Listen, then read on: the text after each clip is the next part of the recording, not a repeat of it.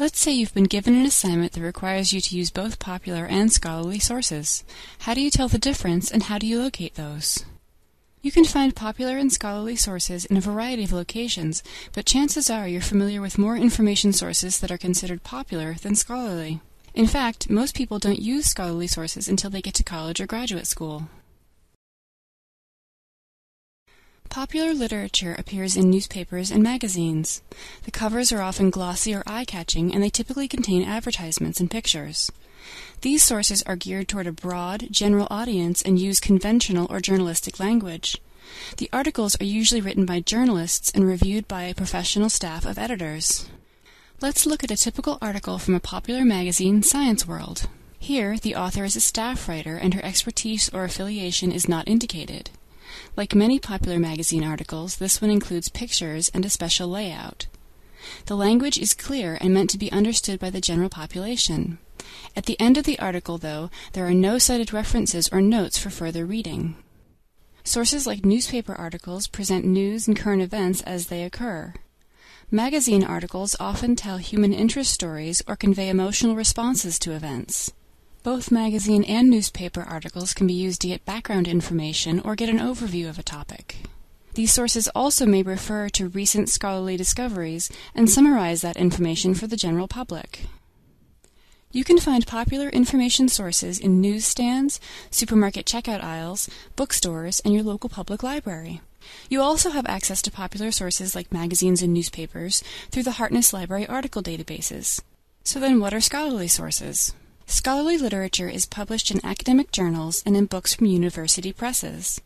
These sources are examples of research which prove new theories about academic disciplines like science, literature, medicine, or history.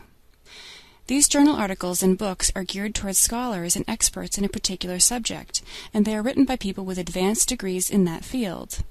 The research undergoes a review process by scholars in that field, also known as the peer review process. Let's take a look at an example of a scholarly article. The authors are scholars in the field and work at a college or university. The language used is subject-specific and may include scientific or scholarly jargon, which can make it difficult for students to comprehend it at first. The research usually includes graphs, data, and/or statistics as part of the study. And there's usually a list of references or notes that are included at the very end of the article. In order to make new discoveries, scholars often review several works and ideas which have come before their own research. Sometimes this review process is published as an article and called a literature review or a review article. These articles are a good source of background information about a subject. Scholarly journals are usually only available through a subscription and not freely available on the web. Academic libraries subscribe to these for you and make them available in online databases. Though you can find some scholarly books in bookstores, they are often much more expensive than popular ones. This is why college and university libraries purchase mostly academic books and journals for their collections. Most of the books you'll find in the Hartness Library catalog are considered scholarly sources because they have been reviewed by librarians and meet certain standards of scholarship and content. So remember, popular sources are often ones that you see in everyday life, ones that you're already familiar with, and they're a great place to start the research process. You'll find these all over the place in newsstands, magazine racks, bookstores, and public libraries. Scholarly sources, while not typically used by the average person, are an important part of college-level research. The easiest way to access these is through your college library.